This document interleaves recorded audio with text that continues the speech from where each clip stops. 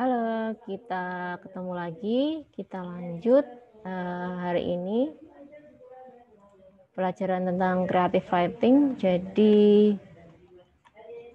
kita menciptakan dari sesuatu yang tidak ada menjadi sesuatu yang ada. Tipsnya membuat tulisan bertenaga, yang pertama kita harus jujur.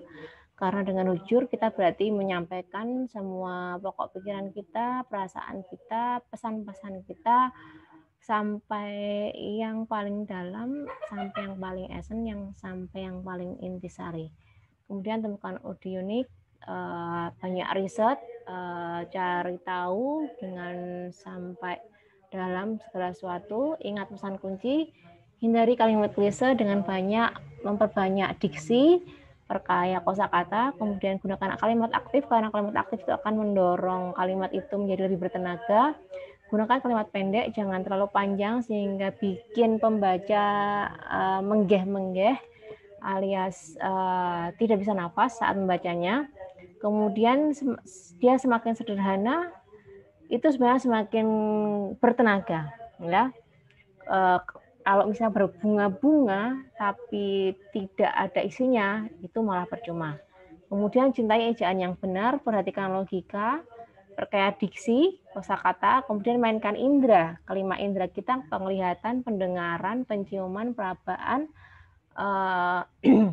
supaya si pembacanya itu akan terbawa pada tulisan kita. Kemudian jangan lupa untuk swasembada atau self editing.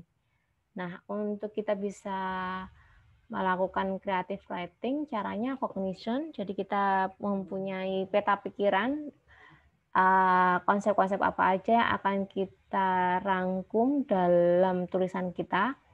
Kemudian koleksi data-data berdasarkan kognisi itu, konsep-konsep dan keyword-keyword yang kita miliki. Kemudian lakukan connection atau hubungkan dari data-data yang kita dapatkan dan lanjutkan dengan creation. Artinya dari hubungan-hubungan yang udah kita bikin itu, bikin benang merahnya. Jadi kurasi, kemudian cari benang merah dan perkuat, embody, embrace. Nah, ini dari kolektor ke kreator itu yang pertama ada metacognition, ya, metacognitive loop, kemudian metacognitive tool dan skill, terus milestone project, kita mendesain alat berpikir kita. Yang kedua kita koleksi, bagaimana kita mempunyai catatan supaya kita lebih produktif. Jadi ide apa aja yang melintas itu kita segera catat, karena kalau kita catat dia akan lewat. Kemudian how to extract meaning, artinya kita mengekstrak, mengambil sari, intisari, makna-makna dari apa yang kita lihat, apa yang kita kerjakan, apa yang kita alami.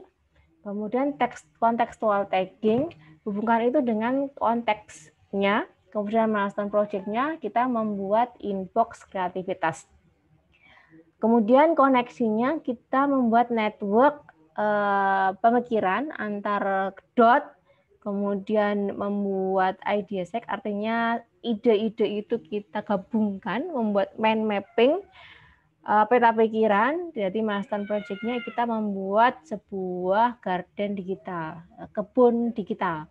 Kemudian kreasinya dari notes itu kita membuat kerangka, outline, kemudian extra riset, kita melakukan riset lagi yang lebih dalam dari riset yang sebelumnya. Kemudian kita writing dan editing, menulis, mengembangkan, sekaligus selanjutnya setelah kita udah ada first draft, kita edit. Kemudian milestone project-nya berarti kita bisa mempublish sebuah artikel yang orisinal. Nah, terus kreativitas itu kita datang dari mencerap sesuatu yang dari sekitar kita. Setelah kita kontemplasi, kita endapkan di dalam pikiran, kita ledakkan supaya dia menjadi sebuah ide yang bisa kita kembangkan. Selanjutnya tata supaya dia bisa diterima dengan baik oleh pembaca. Nah, hambatan dalam creative writing itu antara lain takut. Nah, semua ini sebenarnya kita butuh waktu, butuh milestone. Semakin kita melatih akan semakin bagus. Kemudian hambatan berikutnya ragu. Yakinlah bahwa masing-masing orang punya pengalaman dan perspektif yang berbeda, yang jika itu dibagikan kepada orang lain akan sangat berguna. Kalau kita macet, kemungkinan ada beberapa hal, antara lain mungkin kita kurang menguasai materi atau kita tidak membuat outline kerangka yang jelas. Hambatan klise bisa kita hadapi dengan banyak membaca, memperkaya diksi, memperbanyak wawasan, kemudian memiliki mindset out of the box. Jadi bikin list beberapa hal yang dia sepertinya makin menggabungkan dari beberapa hal interkontekstual dan intertekstual. Kemudian kalau hambatan malas, otomatis kita harus melawan dengan awahuma pakso, harus dipaksa.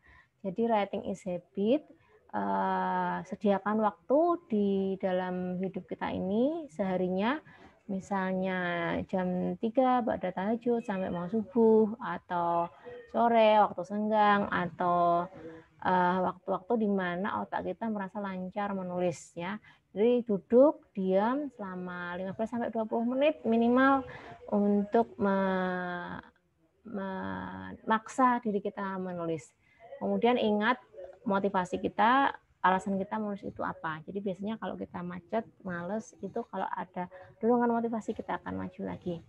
Hambatan lainnya adalah bagaimana memulai. Jadi jangan ragu bahwa semua itu dimulai dari satu huruf. Selanjutnya sampai ribuan huruf. Ya, semakin kita banyak menulis, maka akan semakin banyak opportunities, kesempatan kita memperbaiki tulisan kita.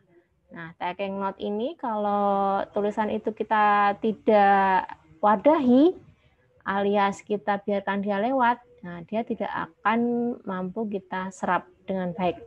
Jadi semua insight, semua masukan, semua info itu kita masukkan dalam kotak kita, wadah kita, kemudian dengan kombinasi magic kita produce itu menjadi hasil tulisan yang mengandung kekayaan dan sesuatu yang baru. Nah, kalau writer block kadang-kadang itu karena kita terlalu memaksa diri untuk produktif sehingga tidak memberikan waktu bagi kita menjalankan kehidupan dengan balance. Jadi yang benar adalah sediakan waktu untuk menulis, tapi sediakan waktu juga untuk kegiatan dan aktivitas yang lainnya. Tentang creativity sweet spot, menurut para researcher, dia ada di antara procrastinator dan procrastinator. Jadi kalau kita tergesa-gesa, karya itu akan jadi, tapi juga so-so aja, tidak kreatif banget. Tapi kalau kita menunda terus, mungkin kita tidak akan menciptakan sesuatu. Dia terletak di antaranya. Nah ini, jadi kalau kita kira kita masih nunggu-nunggu mood, ya bisa, tunggu aja. Mungkin kita dapat sesuatu trigger yang itu mendorong kita menulis dengan lebih kreatif, tapi jangan terlalu lambat.